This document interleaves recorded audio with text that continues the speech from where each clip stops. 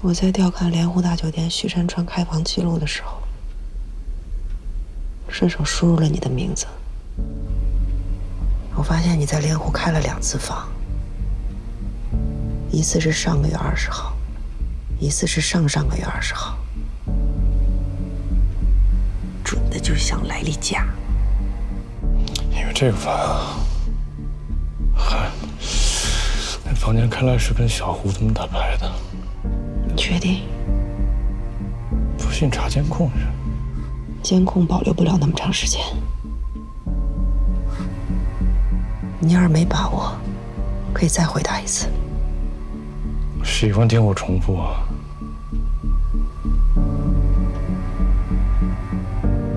上个月20号，小胡不在本市。哦，那我就记错了呗。跟小胡是上上个月，上个月是跟小贺、小豹跟老夏的。又骗我？我怎么骗你了？上个月20号，老夏开了1天的会。怎么，连我的朋友你们都一同监控了？用得着监控吗？看看他们朋友圈就都知道了。哦，那就是跟小谢呗。我就这么几个牌以后，日子久了我气喘了。你再好好想想，投案自首会从轻处理。拜托，我是你老公，我不是案犯。老公不说实话就是案犯。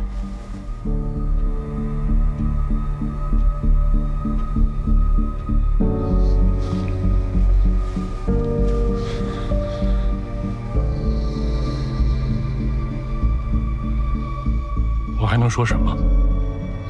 我已经气得无话可说了，心里不禁涌起一股鲁迅式的悲哀，仿佛天底下没有说理的地方。我知道他没睡着，他也知道我知道他没睡着。我知道他知道我知道他没睡着，但他还是假装睡着了。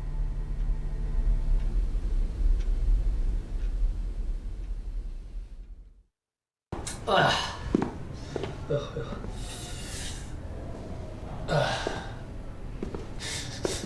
你再使点劲儿。哎呦，美，穆大夫，你忘了你老婆是警察了吧？你别多想，这都健康。赶快换衣服，找人给你放松一下。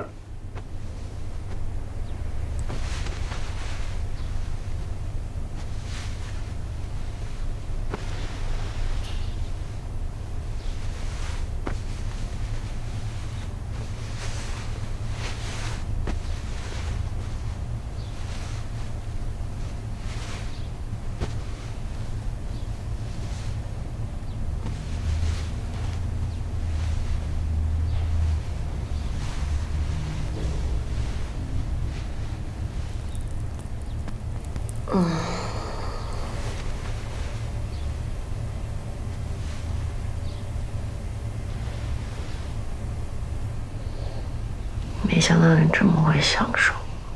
情况就这么个情况，你知道的。前几个月我写论文搞课题，腰酸背痛的，所以呢，就在这儿开房，做了2次按摩。为什么不去负一楼？这楼下那环境搞得跟邪教似的，你愿意跟那儿待着吗？为什么不说去打牌？说多了，我怕你脑子烧坏了。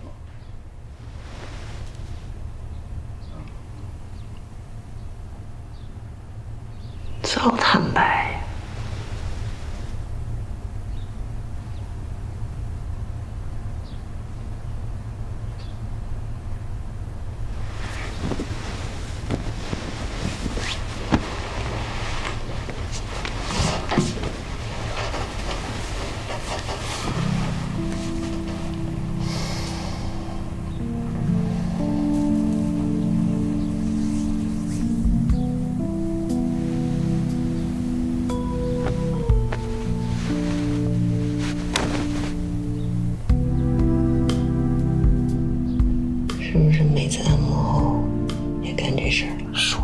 么？那你人这是正规的，再说我这身份能干这事儿吗？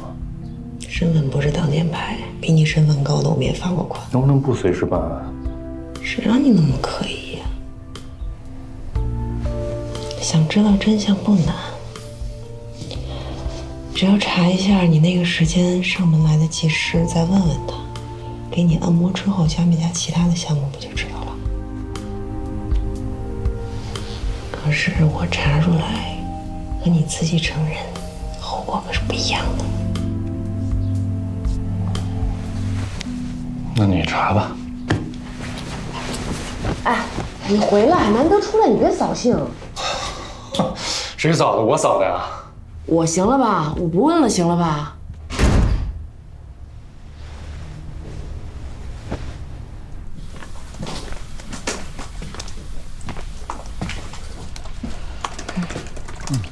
放桌上。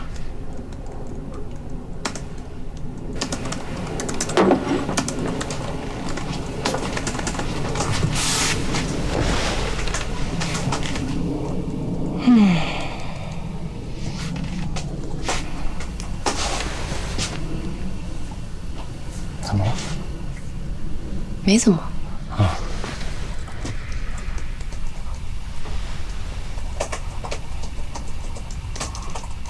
你第一次没接我的杯子。我这正写东西呢，你也不能一边打字一边接东西吧？可你以前再忙都会接。你真的变了。哎，你是不是办案办的自己神经过敏了吧？以前我们一起做饭，一起洗碗，现在我进厨房你就嫌我慢，嫌我笨。我给焕宇辅导作业，你说我是在添乱；我打不开吸尘器，你说这个家所有的东西都跟我犯冲。我一直就是这种说话风格呀。不，我认为我正在被你和这个家庭排斥。不是，你为什么总要逆着去想问题呢？你能不能把这一切当作是我对你的照顾？照顾？对。我给你递东西，你不敢碰我的手，好像我身上有什么病毒。迎面过走廊的时候，你像躲魔鬼一样躲我，使劲把自己往墙上贴。每天半夜都是我睡着了你才进房间，你生怕看见我醒着。你把这个叫做照顾。那怨谁啊？你整天疑神疑鬼的，你心里没鬼，为什么怕人家怀疑？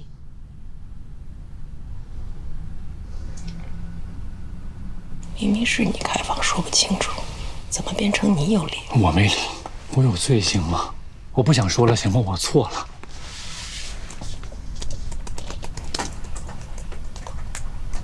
你从酒店离开之后，我到负1楼按摩中心，情况我都掌握了，但我还是想给你个改口的机会。这个问题我已经回答过了。你的答案我不满意。如果非要说我出轨你满意的话，那你就当我出轨了。真的吗？这不就是你心里的标准答案吗？我没有调查你，我只是在吓你。你神经病啊！你不用吓我，你直接问吧。想知道什么？你开房到底干什么？按摩。真的吗？要完没完？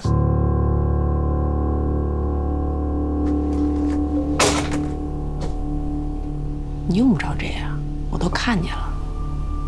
你又在给那个美女作家写评论，5年了，每年写1篇。你写那个评论比他那个破小说都长。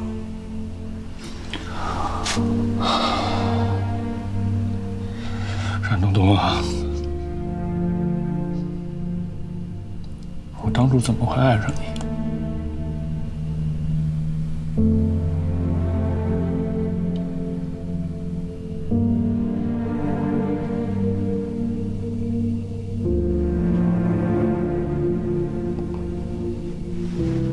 我也纳闷儿。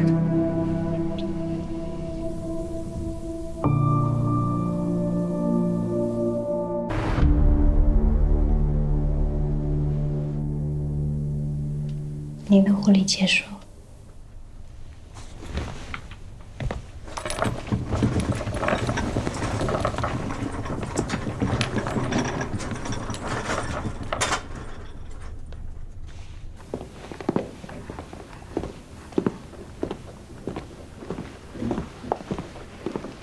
你好，你好，请问你有什么事儿吗？我需要看一下你们1月20号和2月20号的排班记录。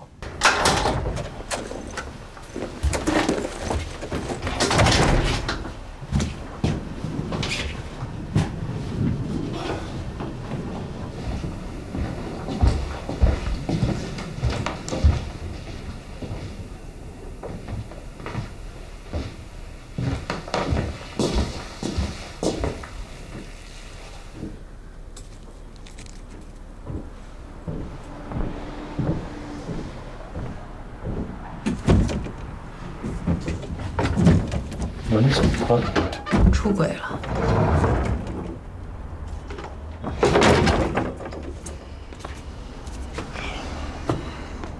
怎么抽着烟了？我今天下班后去莲湖按摩了。你那2次开房根本没有叫人来按摩。这是1月份和2月份的服务记录。这里为什么是空白的？啊，没有服务就没有记录了。也就是说，1月20号、2月20号都没有及时去客房服务过。没有，空白就是没有。你开房干什么了？按摩。我连罪犯都不愿意冤枉，更何况我自己的丈夫。谢谢。你为什么就不能告诉我你开房到底干什么？不是我干了什么，而是你认为我干了什么。从逻辑上讲，肯定比按摩后加项目严重，否则你不会背这个锅。你认为我干了什么，我就承认干了什么，行吗？约会？对。跟谁呢？你说谁就谁吧。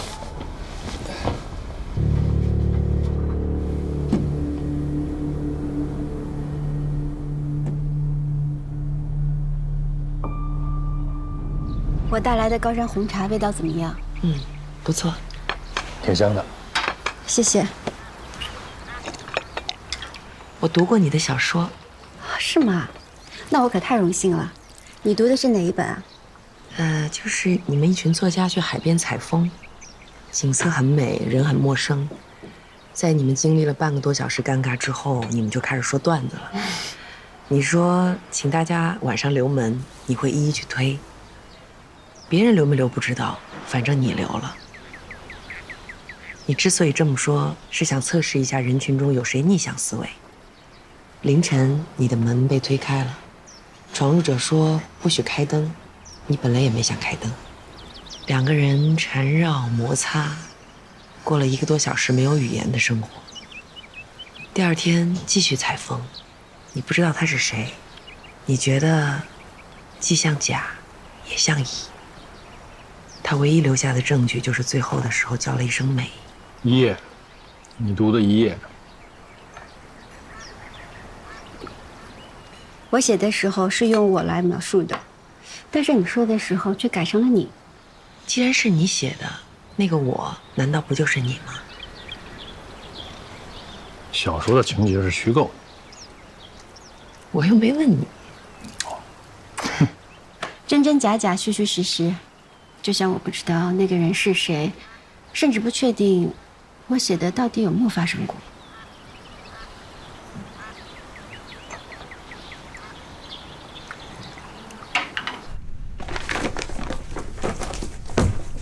是不是贝珍？不是。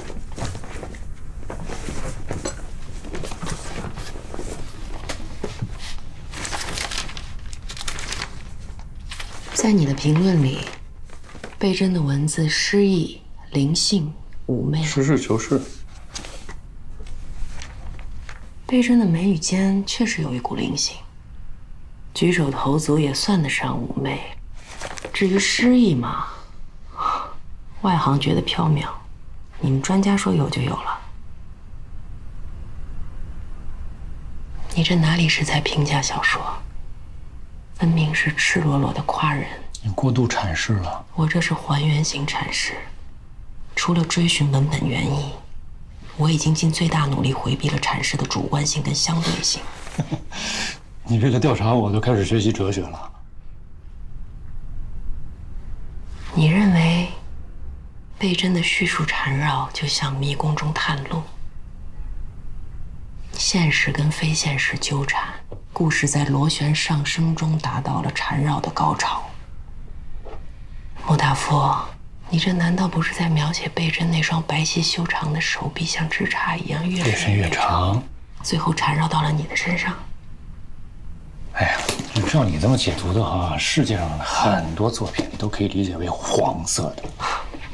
据我统计啊，你给他的评论里，平均每篇都会使用缠绕、饱满、妩媚、亢奋、勾引和高潮，还有一次用了湿润跟挺拔。按理说，就你这想象力，大坑案不应该没破呀。你才是我最大的坑。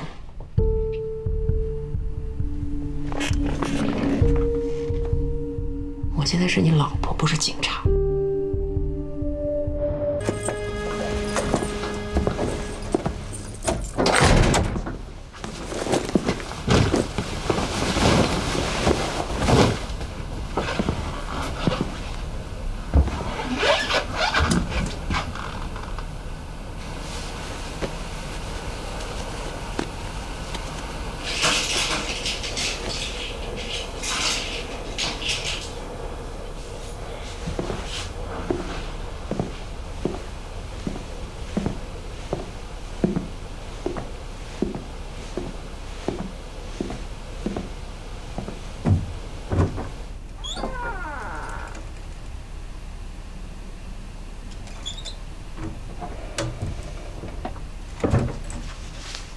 你去见黄安阁了？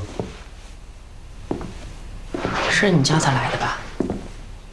不是，但他刚刚给我发信息了，说你是一位绝对值得尊重和值得用一生去爱的人，要我好好珍惜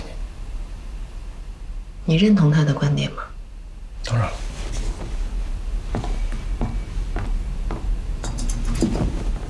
黄安阁这么劝你，是怕你去招惹他老婆吧？是不是有点过分了？我过分了吗？如果不是你过分，我今晚怎么会被别人拥抱，被别人摔倒在床上，还差一点让他得逞？来，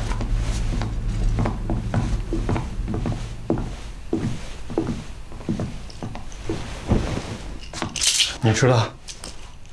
压力太大，偶尔吃几粒缓解焦虑。药不能乱吃，你应该去医院。不至于。按到这节骨眼上，我要是住院，搞不好嫌疑人就逃脱了。办案重要，身体重要。我吃这个药只是预防，心理安慰，没你说的那么严重。如果你不去看病，我就把你吃药这事儿跟你的领导说。你要是干扰我破案，我就跟你离婚。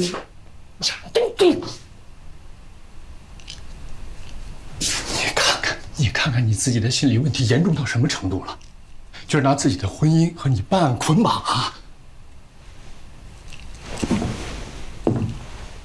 你要是保守这个秘密的话，我或许可以可以什么？原谅？我不需要。原谅你出轨。不需要。我只要你身体健康，因为只有你健康了，我才能证明自己没有出轨。我自己清楚我自己的身体。你说了不算，医生说了算。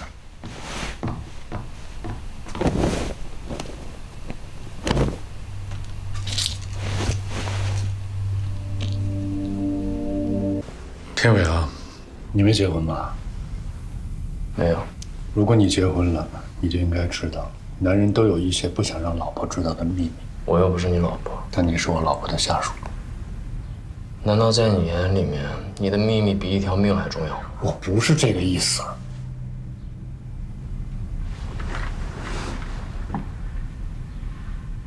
天伟，我向你保证，我跟这个案件没有任何的关系。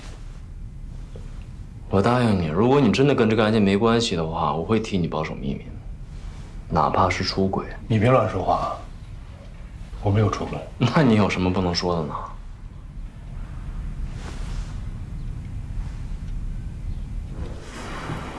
邵天伟，你是在替穆达夫保守什么秘密呢吗？没有，我替他保守什么秘密啊？我告诉你啊，你这人干不了什么坏事儿，也说不了瞎话。我真没说瞎话。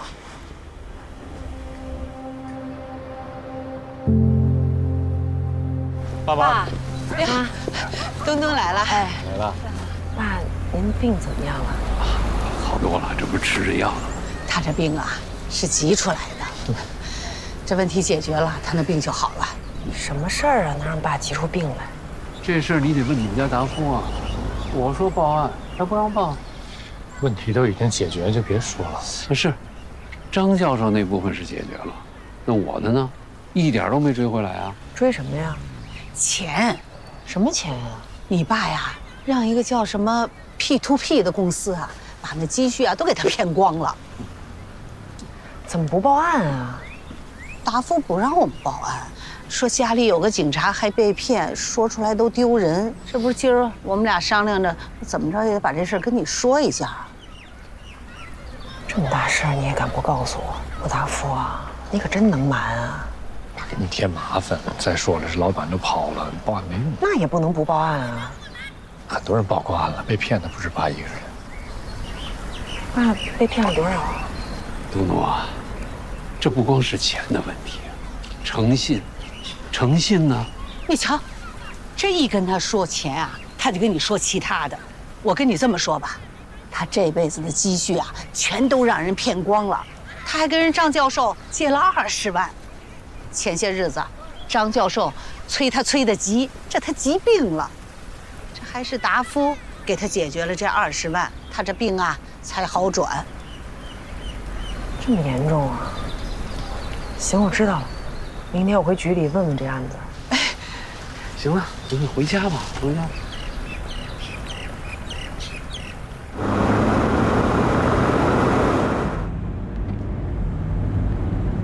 给爸那20万你从哪儿弄的？天伟没跟你说呀？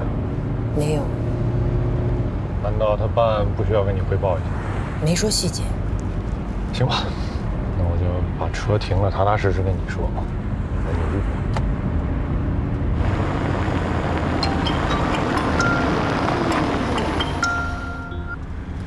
喂。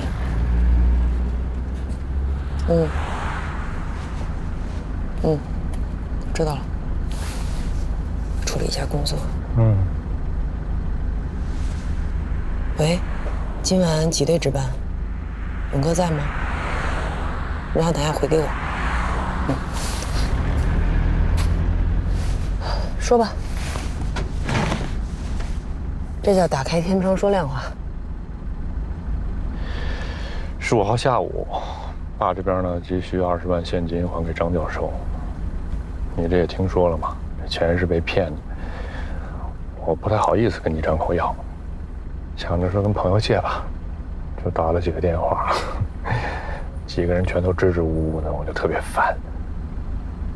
这时候贝珍把电话给打过来了，说是来出差，问我能不能一起吃个晚饭。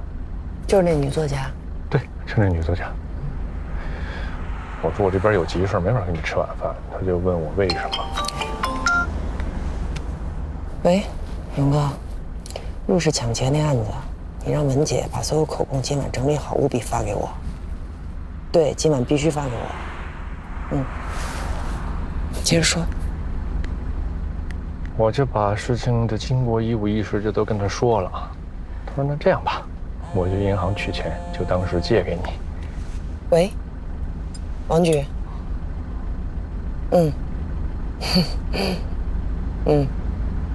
明白，我来处理。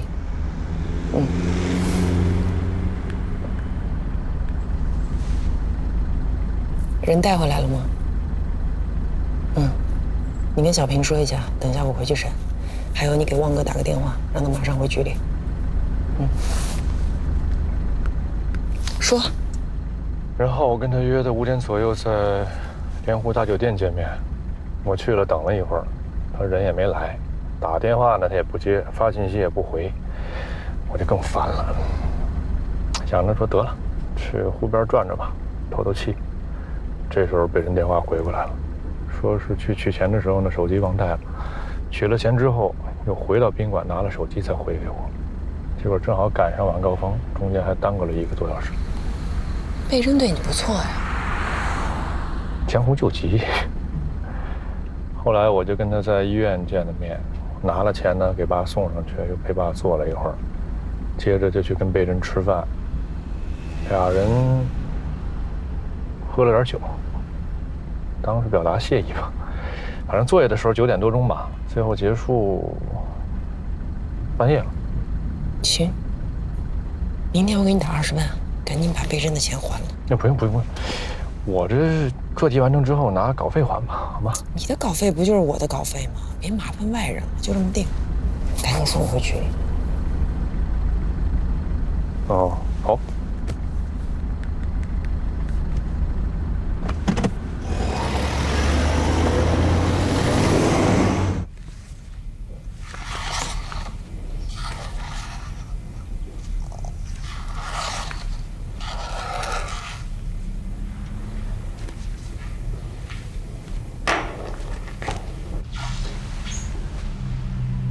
一个都不认识。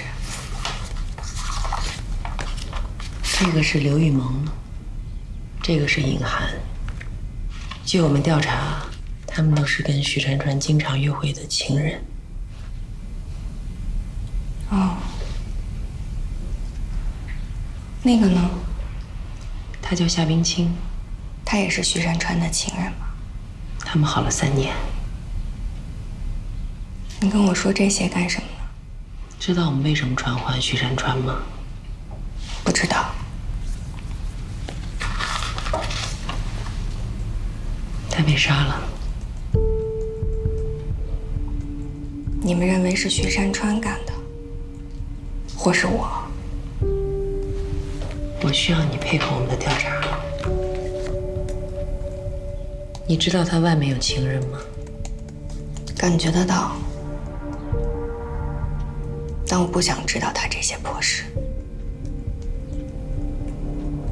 只要他对我好，别的我都不管。我们结婚8年，只要他不出门应酬，每天晚上他都会给我按摩。我想要什么他就给我什么。我一面享受着他的伺候，一面承受着他的背叛。有的时候需要用爱去原谅恨，有的时候需要用恨去捣乱爱。照这么说，你不在乎和别人分享他的爱？爱，所谓爱情，就是双方接触的时候大脑分泌的多巴胺。等保鲜期一过，彼此都懒得为对方分泌了，谁都不敢保证只有唯一的爱。你这么放任他，他也这么放任你吗？这不是放任的事。如果一个人想出轨，另外一个人是拦不住的。如果你一直对他是这个态度，当初结婚的时候你图的是什么？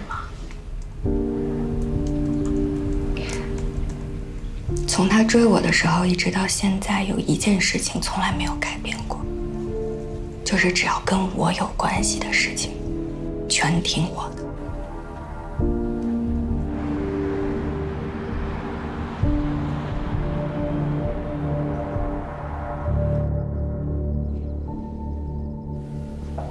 你说他对你百依百顺，能说的具体点吗？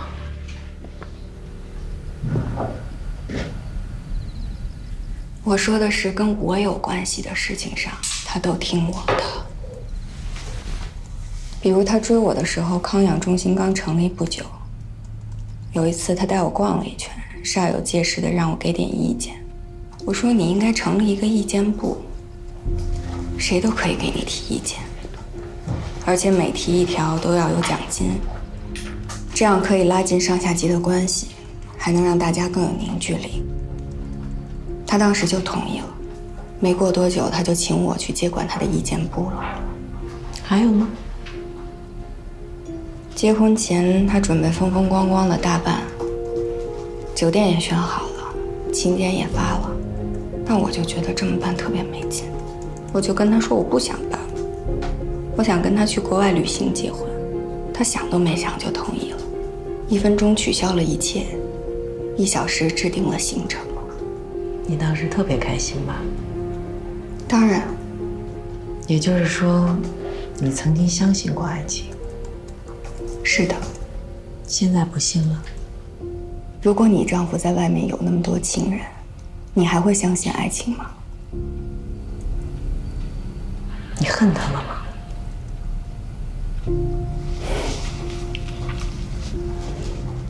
如果对所有看不惯的事情都要去恨，那我早就自杀了。徐山川有可能为了摆脱夏冰清的纠缠作案，沈小莹出于嫉妒，又或者是为了保护家庭，也有可能出手。问题是他们都没有作案时间，邻居、保安、快递员都能证明当晚他们在家。我认为沈小莹作案动机不足，因为她对徐山川出轨不在乎。据沈小莹母亲回忆，沈小莹从小学开始成绩就在班里数1数2，只要成绩下滑，她就把自己关在房间不吃不喝。一个从小被人宠着、自尊心这么强的人，怎么就变成了云淡风轻的佛系？他在装，他读的是心理学专业。虽然他强调毕业后全心全意做家庭主妇，把知识都还给了老师，但他毕竟系统的学习过心理学。有道理。徐山川给沈小莹存的钱、买的房，多到足以抵消任何怨恨。小心贫穷限制了你的想象。如果没有直接的证据，我们只能让徐山川和沈小莹回家。我请求对他们进行24小时监视。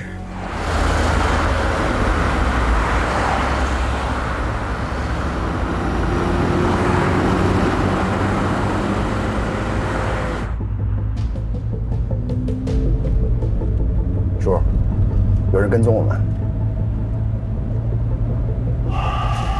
哎，跟着就跟着呗，你又没干什么坏事。明白。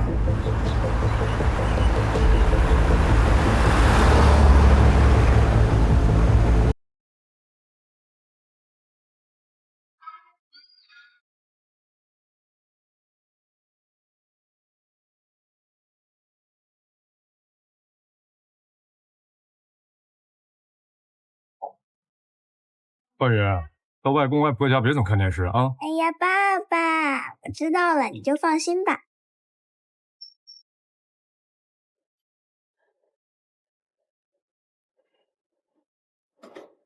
这桌子来，横在这儿，把他那椅子给我放那儿，警服换上。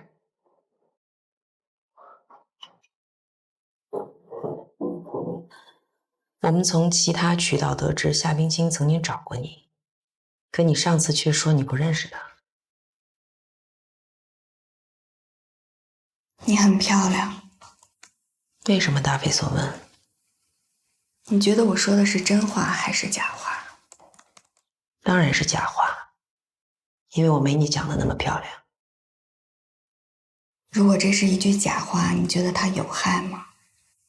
就像医生跟重症患者说还有希望是一样的。我承认我是在回避这件事情。我说我不认识夏冰清，是因为我不想谈论这个人，我也不想趟他们的浑水。可是你误导了我们。配合警察调查是每个公民应尽的义务。不用上纲上线，我配合就是了。不要隐瞒。好。我可以喝点水吗？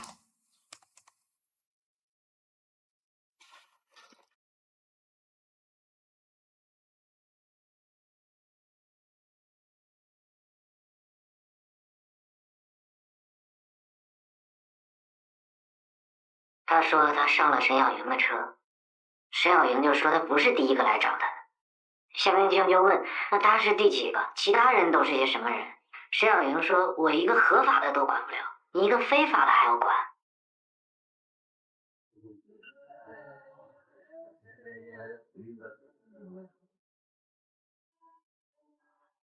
你看看你，不像你这个岁数的人了。当初你要是这样，我老公肯定看不上你。谢谢。夏冰清觉得自己被侮辱了，一摔门就走了。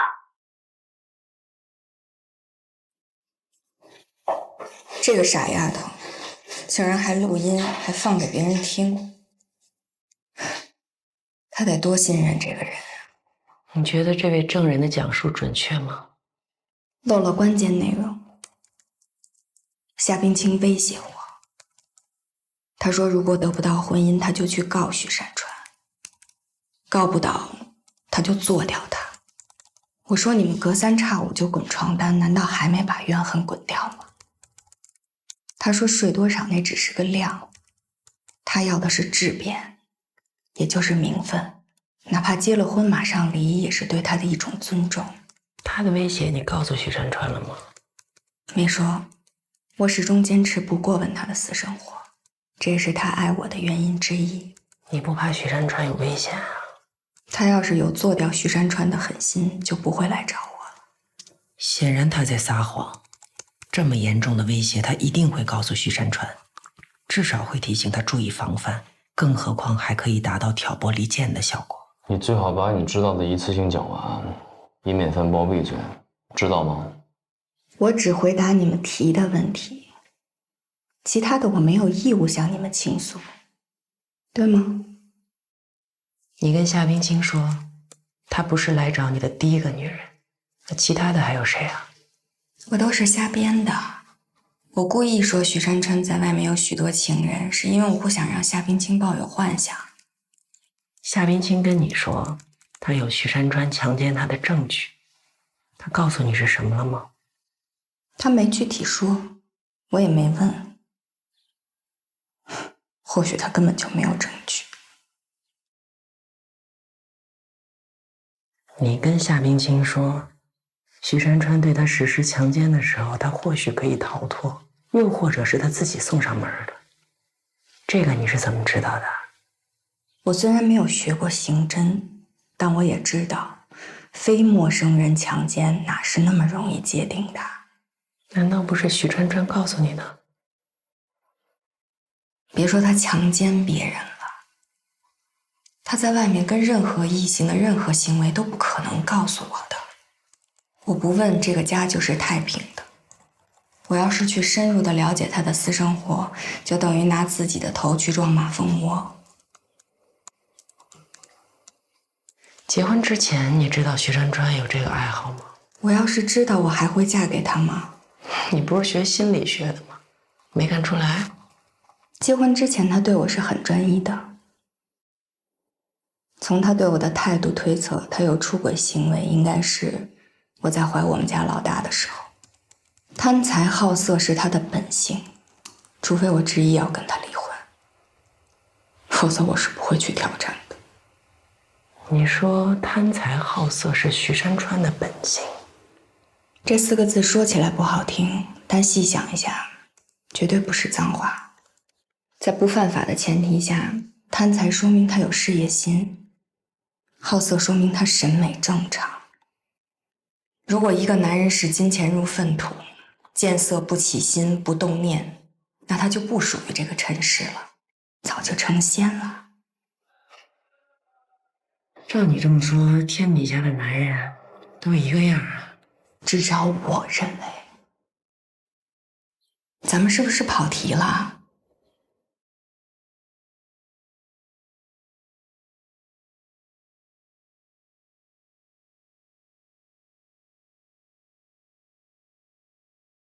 坐我车吧，我送你。谢谢。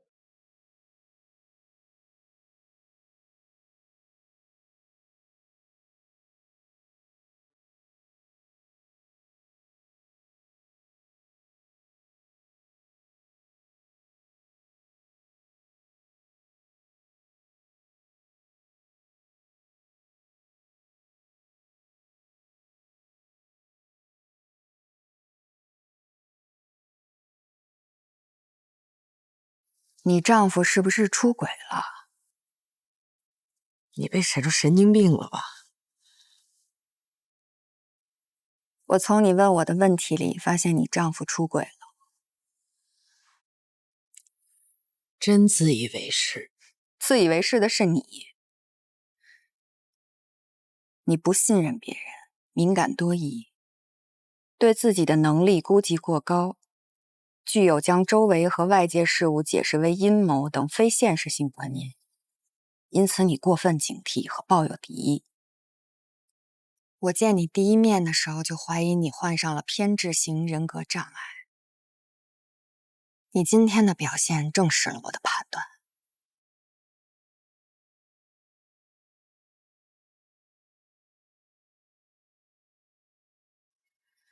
做女人别那么拼，再拼心里就要出问题了。你真的对徐山川的花心不计较？我早就云淡风轻了。哼哼，就像做跷跷板，你不可能任由它把你翘到天上去。你能把你这头压下来，保持跷跷板的平衡，心里一定有个巨大的秘密，只是我暂时还没发觉。那你就去发掘，总有一天会真相大白。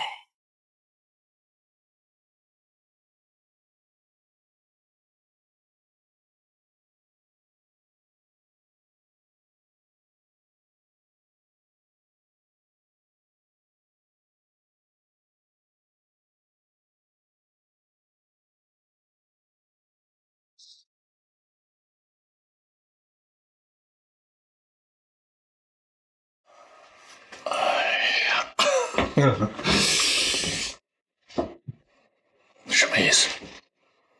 你不明白啊？不太明白。为什么贝珍的目光总是盯着我？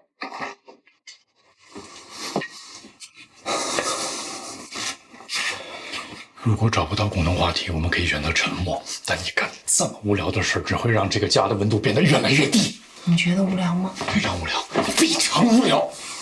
你现在所有的反应都是在防御，说明你心里有鬼。我有什么防御的？我有什么鬼？你和贝珍，贝珍，你有神经病！你贝什么珍呢？贝珍，你越生气越证明我猜中了。什么逻辑？你在逃避。我有什么逃避的？我为什么要逃避？我不想吵架。我也不想吵架。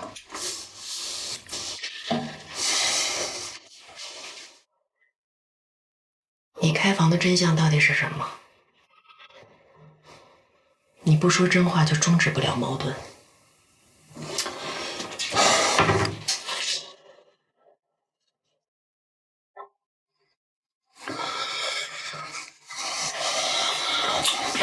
我承认暗默之后做了不该做的事，我完全是为了迁就你。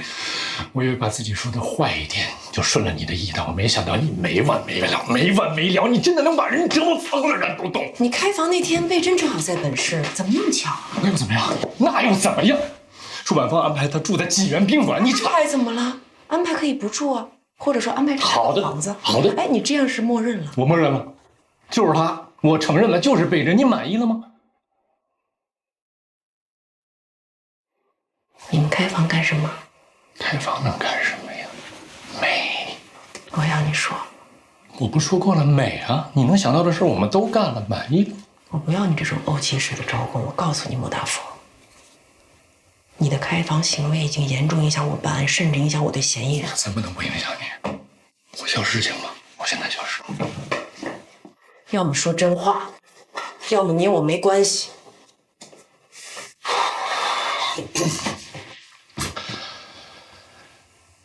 你我没关系，我不太懂。你懂，自己好好考虑考虑。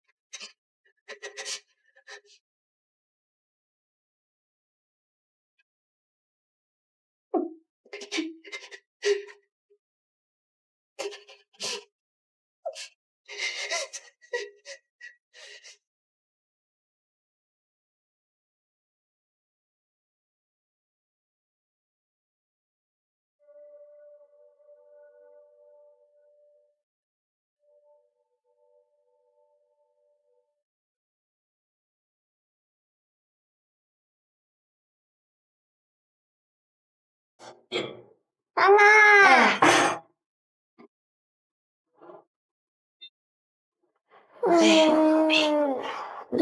写作业呢？马上开饭啊！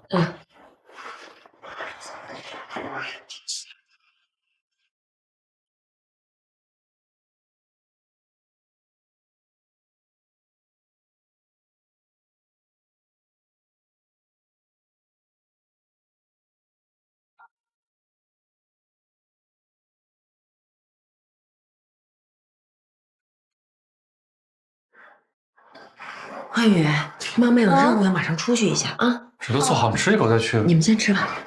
那你要注意安全啊！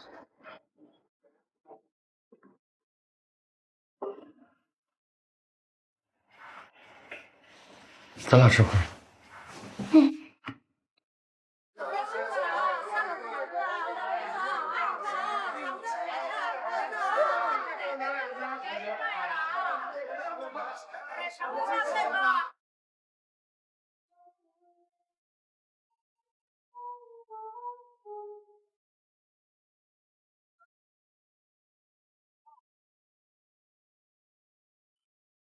你好，您是冉东东。久仰久仰。你怎么知道是我找你的？因为你刚才看了一眼手表。我叫洪安德，是北真的丈夫。我就说看你面熟，我在杂志上看过你的照片。穆达夫说你是通讯方面的专家，因爱文学而娶了一个女作家，就像喜欢喝牛奶就养一头奶牛那么豪横。真犀利。对不起啊，习惯了。你是专门飞过来的？北真爱茶入名，我们在家乡茶园镇领的继母。那个茶园在高山上，周边没有工业，周年云雾缭绕，空气质量一流。你能不能别学你夫人缠绕叙事，直奔主题吧？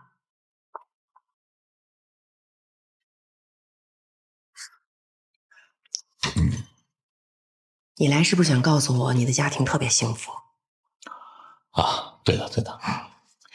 你还想说你跟贝真很恩爱？对的对。穆达夫让你来的？没有没有。我看到穆老师给贝真发的信息，说你怀疑他们，我就赶过来了。你怀疑他们吗？贝真很爱我，他不可能出轨。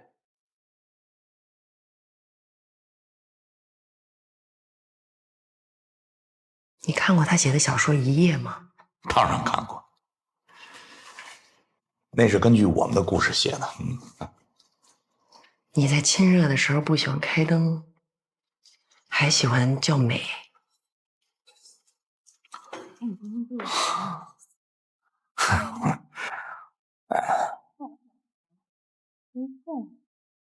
跟他说过很多次，最好不要写我们的生活细节。可他总是不听，好尴尬啊！他像一个犯错的孩子，仿佛错的不是贝真用他的生活细节来写作，而是他的生活细节本来就错了。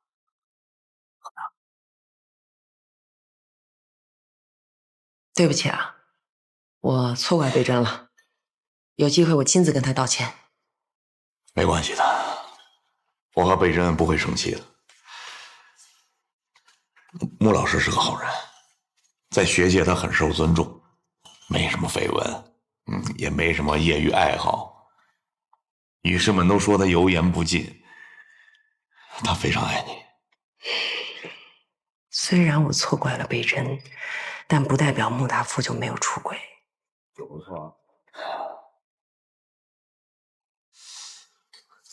但肯定不会是贝真，因为在推介会那一天，我晚上一直在跟贝真视频聊天，到凌晨2点钟。2点之后呢？我跟穆大夫谈恋爱的时候，可以整宿不睡觉的聊天。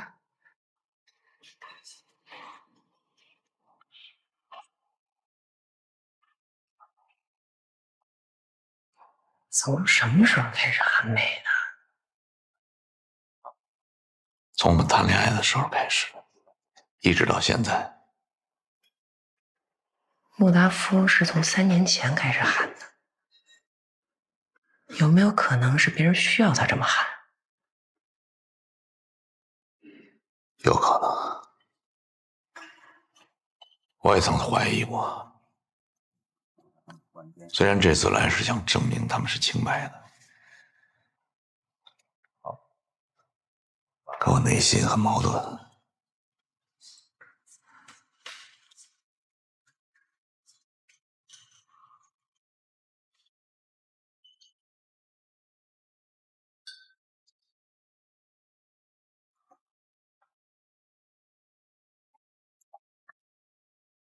我给你带了2斤茶叶，你方便去我房间拿吗？你太客气了。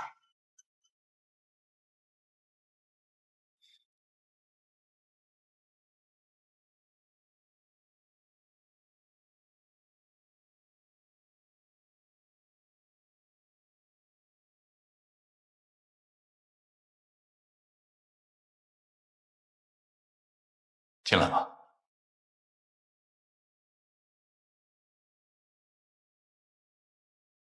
那个张仁书小孙跟我说，你下周要调那个刑侦支队去。不可能，你又骗我，骗你孙子啊！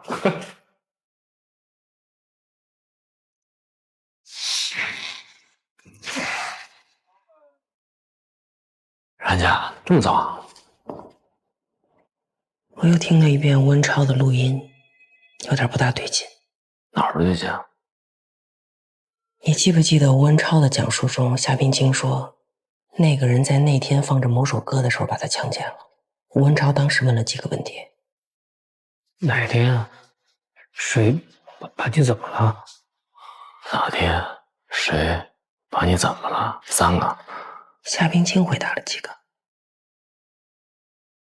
面试那天把他给强奸了2个。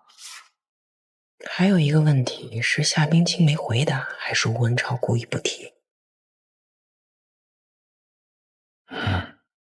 传唤温超。漂亮。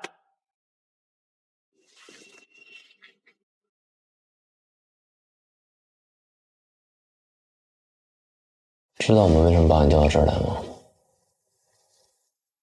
不知道，我该告诉你们的都告诉你们了。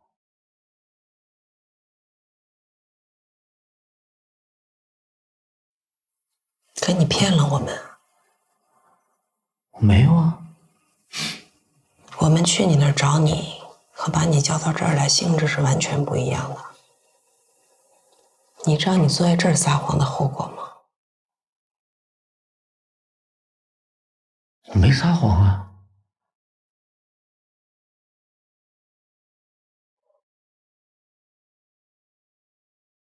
好，我问你个问题，想清楚再回答我。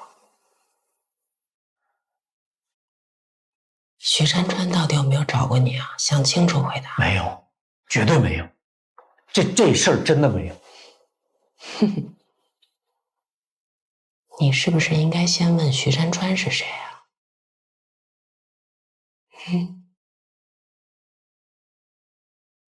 你不是说你不知道跟夏冰冰在一块儿的人是谁吗？对不起，对不起，我错了，对不起。你什么撒谎？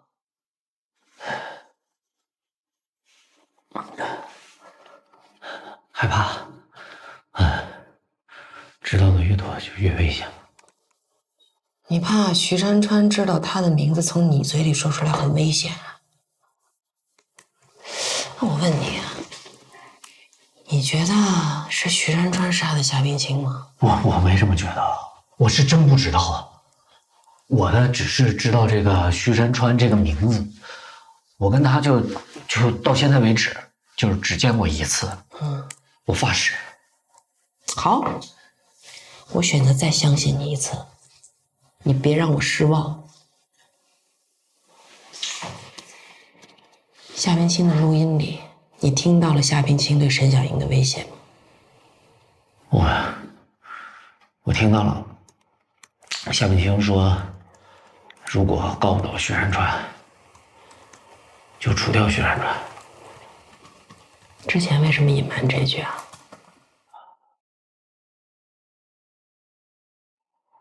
害怕牵连吧。另外就是我确实接了他这个项目。上次不是说没接吗？他说，要么我策划一个让他跟薛仁川结婚的方案，要么策划一个除掉薛仁川的方案。丁正浩当时差点就吓尿了，他还在那儿悠哉地喝着咖啡，就好像是叫我去削一个苹果那么淡定。这样的项目你也敢接呀？我不敢接，我也不想接，但我内心就有点想接这个项目，是因为我公司的效益不好，太缺钱了。你收了夏冰清多少钱啊？他那个银行卡我是实在我是退不掉，我就没办法，我就说那我不要卡，我要现金。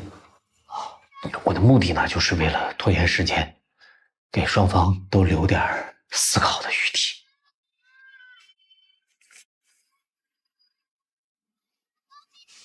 公司只能做好事，不能做坏事。那就做件好事，让他娶我。你觉得这可能吗？那要看你的本事了。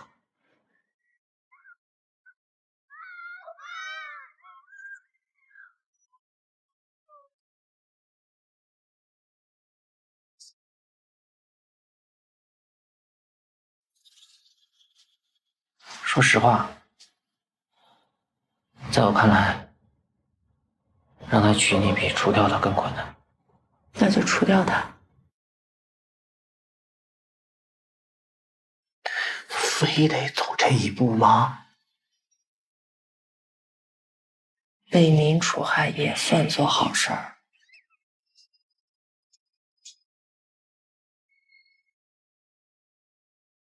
那天在车里，沈小莹跟我说我不是徐山川的唯一，当时我不信，我觉得他是在故意灌水，挑拨我跟徐山川的感情。事后我调查，徐山川不仅跟小刘和小颖约会，还会约别的女孩。有的时候小刘和小颖刚走，别的女孩就来了。这是种病吧，叫性瘾症。